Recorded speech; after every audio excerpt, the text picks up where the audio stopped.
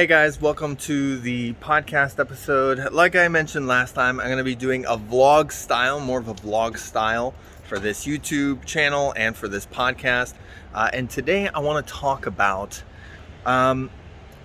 trying to help you find that thing that fulfills you the most in your life. Trying to really dig deep and find it within you, right? So I want to ask you some questions. I want to help guide you in this podcast, in this channel episode, so you can find that. And just to give you some context as to where I'm coming from, so that maybe through my experience, you can put yourself into a very similar place.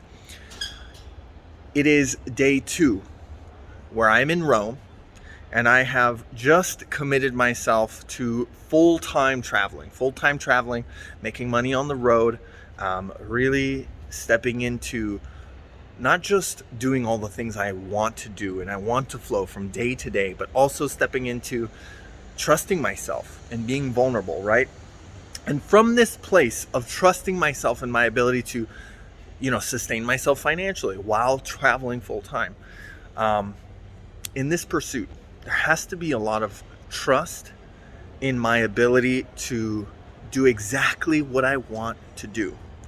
Right? So I want to help you figure out exactly what you want to do, and then give you the certain mindset tricks so that you can trust yourself to really step into it. Okay? So let's get started. The first thing you have to do, step 1, is identify that which is what you genuinely want. What is the truth? Where your truth lives, in honoring that truth is where you will find fulfillment from day to day, right? So now, step 1, identify what is the truth. Step 2 is to figure out, how do I start to honor that truth? Step 3 is to determine what things you have to not give up. Step 3 is determine what is false.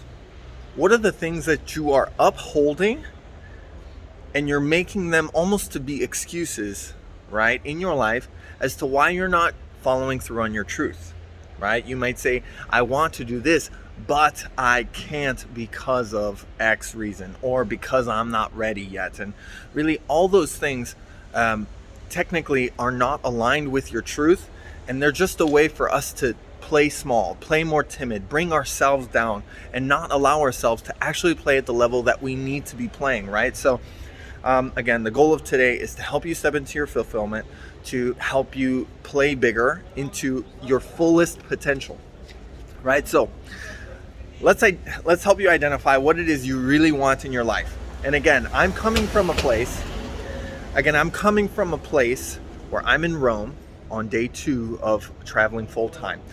And so the question that I'm going to ask you is, if you were traveling today, you didn't have work, you didn't have a job, you didn't have any source of income, you didn't know what the heck you were going to do, all you knew was that you had enough to sustain you for a few months, and then from there, you're forced to figure out what you're going to do.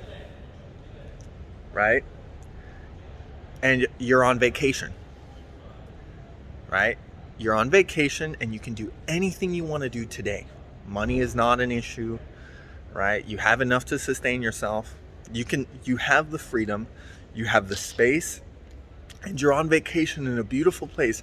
So you have the inspiration to also give yourself an opportunity to say, what do I really want? What am I feeling inspired to do and to pursue within me? Okay? Tell me, what do you really want in your life? If you can answer that now, write it down. Make a mental note. If you can't figure out what that is, then let me give you a hint. The answer lives in your fear. So, what are you most scared of? What are you the most scared of right now in your life? What do you say, I want to do this, but fear, X, Y, fear X, Y, and Z. Whatever your fear is, that's either your intuition actually telling you, hey, run away from this situation. You're being harmed, you're being hurt, someone is abusing you. Usually it's almost fear around people, right? People hurting you or people abusing or something like that. If someone's actually doing that, then that's your intuition. That's actual fear, right? That is there to help you. Most fear, as it relates to most people's circumstances, is actually not that intuition that's there to help you. It's actually just limited mind, right? That's trying to put you down so you don't step into playing the biggest that you can, right? So the question is, what is your greatest fear, right? Is it to open up that business? Is it to buy a real estate property, right? I remember when I bought my first real estate property, I told myself, I want to do this, but what if the tenants don't pay? What if something breaks? What if I can't handle the monthly commitment? What if I can't? What if this goes wrong? What if X, Y, and Z? All of that is just limited thinking. And the truth of what actually happened was, once I did all those things, the truth was that once I bought the real estate property, those things happened, but I was a human being who was able to navigate the circumstances, right? So you need to trust your ability to adapt. You need to trust your ability to navigate, circumstances that you either are expecting, your fear is right, but that doesn't mean you stop, or navigate experiences that you don't know are about to happen, right? Because your fear cannot calculate for everything, right? So you need to just trust yourself. You are way stronger than you think you are, right? So step into your greatest potential by taking the steps that you actually want to take. Don't be playing small, right? So what is your fear? Okay, move right into that. I want to give you a second to answer that in your mind right now. What is the thing you fear doing the most? What is the thing you fear doing the most? Keyword, doing. What do you fear doing the most? What step in your life do you fear taking the most? What came to mind? Chances are you think about it at least once a week. You might even think about it once a day. What do you fear doing the most, right? Once you figure that out, make a mental note, write it down. And now we're going to go into step 2, which is gaining the mindset to be able to do the thing that you not only must do, but the thing that you truly want to do. Your truest self, your child self, your most authentic and powerful self doesn't want to do the fear. That's the falseness, right? That's like listening to the little devil on your shoulder, right? The greatest fulfillment you're going to find in life is honoring the truth, acting with integrity. And integrity is always honoring the truth. It's funny when you go into a room or when you're talking to someone, just random, and you say, hi, how's your day going? And what do they say? Oh, it's fine, right? But maybe something happened in their day that wasn't fine, right? But they just lied about it. It's a small lie, right? Or maybe they're sad every day, right? I think this is a lot of people. A lot of people say, oh, I'm fine. And they're going through something in their life, in some aspect of their life, whether relationships, health, or something. And you ask them, how are you? I remember doing this with a few clients. How are you? At the beginning of the introduction. And I'm about to do a coaching call with them. And I say, hi, how are you? How you doing? And they're like, oh, we're doing good. We're doing good today. Oh, it's a good day. And then I say, and when I'm teaching the concept of integrity, I take a step back and I say, no. Hear me right. How are you really? And they're like, Okay, I see. Well, this is what I'm going through today. This X, Y, and Z, right? This is what I'm thinking of. This is what's going through my mind, X, Y, and Z, right? And I'm like, okay, so why didn't you tell me that when I first asked? Obviously, it's human courtesy. It makes sense. But why didn't they tell me? Because our society trains us to lie, to put on a front that everything's okay, that our lives are perfect, right? The problem with that is that when we start to do it to the external world, we start to do that too much, we start to believe those lies. We start to believe, oh, we're okay. Why? Because I have to put up a front for myself, right? So what integrity is, what acting with integrity is never lying. If you start to live a life where you never told a lie, not even a tiny little lie, not to yourself, not to other people, but especially not to yourself, your life will be much happier. You will start to see the truth more clearly, right? So step one, do not lie to yourself. What is really going on inside of you? What are you really feeling, right? And honor that, right? So once you've identified what the truth is, what is your fear? Step two, walk straight into that fear. How do you get some mindset to be able to walk right at your fear, even in the face of the fear? That's called bravery. Bravery is not so without fear. How do you be able to walk right towards your fear when it's scary, naturally? Trust yourself. Trust in the human race. We are so adaptable. You are so much stronger than you think you are. Trust in yourself and walk. Take a step. Baby steps.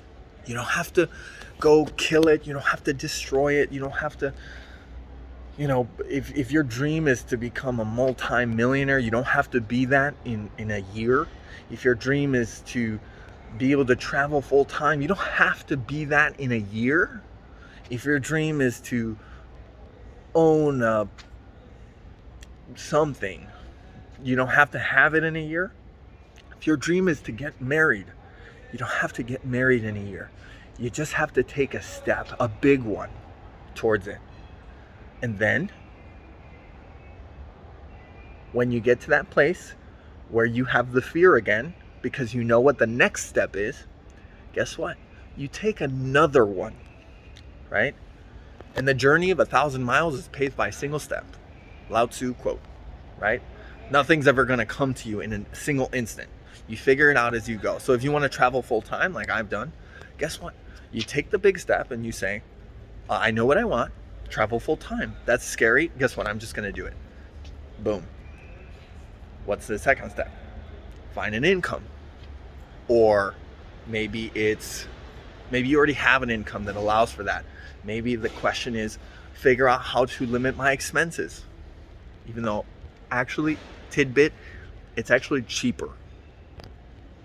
It can be much cheaper to live traveling than it actually is to rent. I'm just saying. For me, it's more expensive because I'll tell you in another video how to be able to live rent free, how to house hack. Right? I did this real estate strategy. I'd love to tell you guys to help you advance your financial future. But me and my girlfriend, Rachel, we're both really good at creative living, right? So a lot of people think you have to fork over money. Sometimes what you have to give up is actually creativeness. If you can creatively find a solution that works for everyone, that creates a profit or an added service or space for you, technically creativity can solve all housing needs. I'll tell you more about that in a future video. Whether you're staying hunkered down and you want to live rent free, or heck, even get paid to live, or you're traveling and you want to know ways to live rent free. We'll tell you all about that in a different video. But the point is creativity. Trusting your ability to be adaptable. And what is adaptability but putting your mind through a creative process, saying, okay, not if I can achieve something, not if I can take the step, but how do I take this step? Okay, once I've asked myself the question, how do I take this next step? Put your mind into creative mode. Let it come up with solutions for you, right? So, step one, what is it that you truly want? It's scary.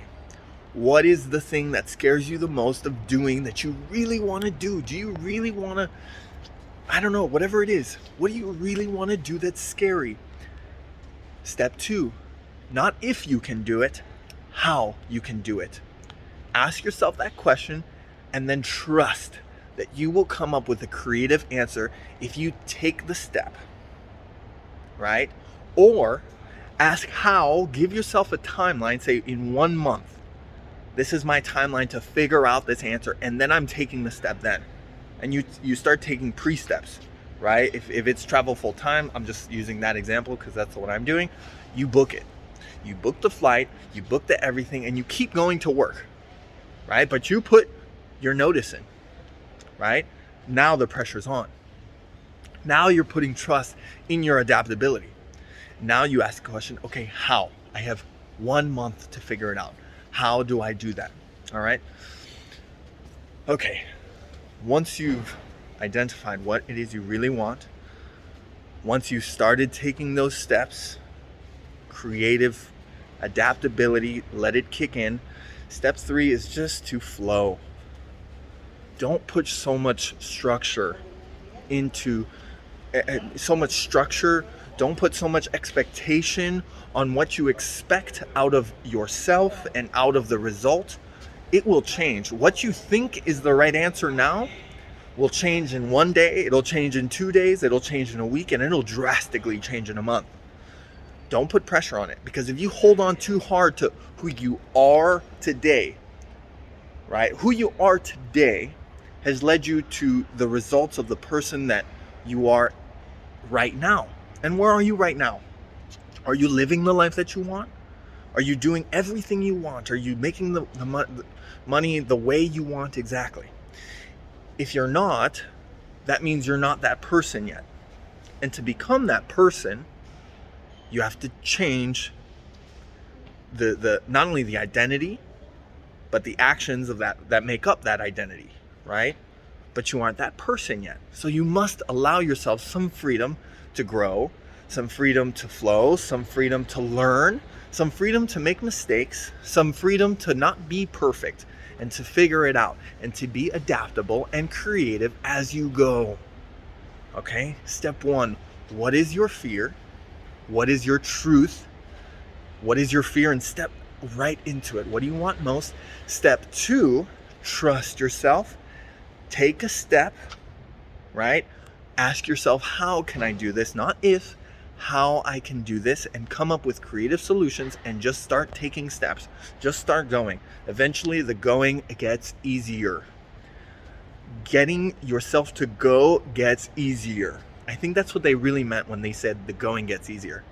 It's not that, oh, once you start and then, you get good at it, and now because you're good, it's easier. I think they mean actually going gets easier every time you build momentum. Momentum has a huge impact on people. I highly recommend it. It is great medicine. Momentum. Start with a small step. What do you really want?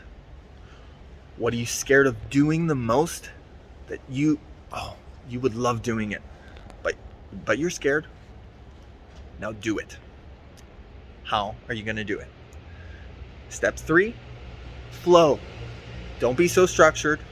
Don't set so many expectations on how you're going to do it, how it needs to be perfect, or else you're a failure.